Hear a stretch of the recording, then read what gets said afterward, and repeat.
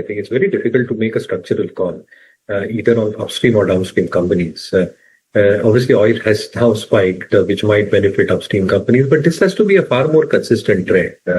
And therefore, I think if this persists for a longer periodicity of time as we end the quarter, the benefit can percolate for upstream companies if crude prices stay elevated. Conversely, on the downside, I think if crude prices correct, obviously, I think oil marketing companies will see the benefit with a lag effect. You've obviously seen that in the numbers that have probably come through in terms of inventory losses that have probably got reported for most OMCs as was expected. But largely, I think because of the volatility in the price fluctuations and the sensitivity to earnings for both upstream and downstream, I think it is very difficult to take a call structurally. So I think we've stayed away from oil companies for these very basic reasons.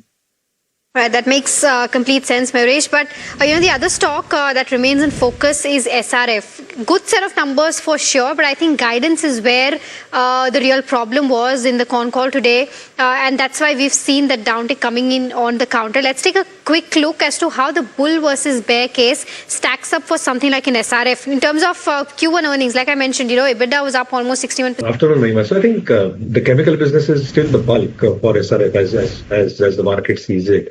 And therefore, I think the kind of commentary that has probably come through in terms of Q2 and Q3 being muted largely would mean that the chemical business and the chemical EBITDA margins would be under some sort of a bump.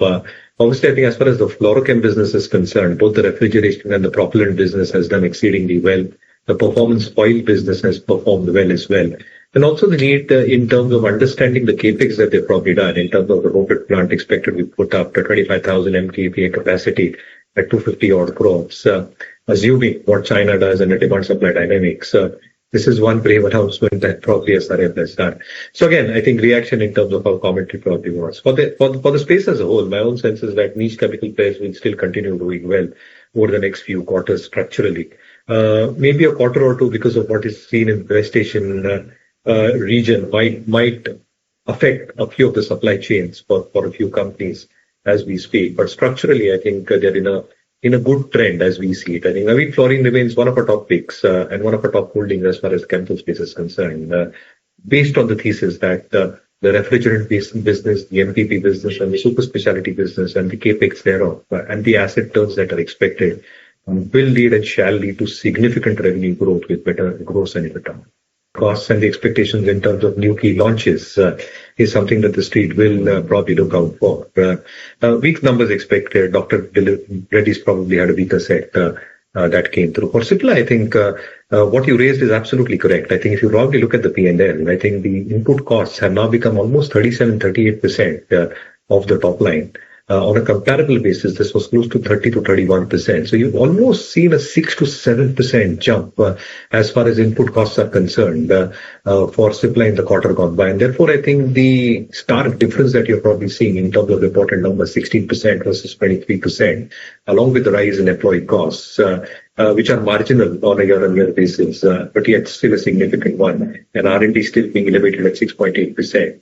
With the fall in US revenues, management is very hopeful in terms of new launches expected to come through. They've done quite a number of pictorial presentations in terms of their PPT as well, in terms of what they've probably launched, and 48 launches expected. Now, how does this all play out in the coming few quarters in terms of recoupment of margins is something to be watched out for. I think all these factors probably contributed in terms of the underperformance that Cipla probably got. All right, okay. Of course, so that's the view coming in on Cipla. But, let's get in Parth now to take a look at some of the stocks that are buzzing in trade today, either on the back of news flow. I know. Indian Baro Badla. So I think that's clearly what we get access to at this juncture.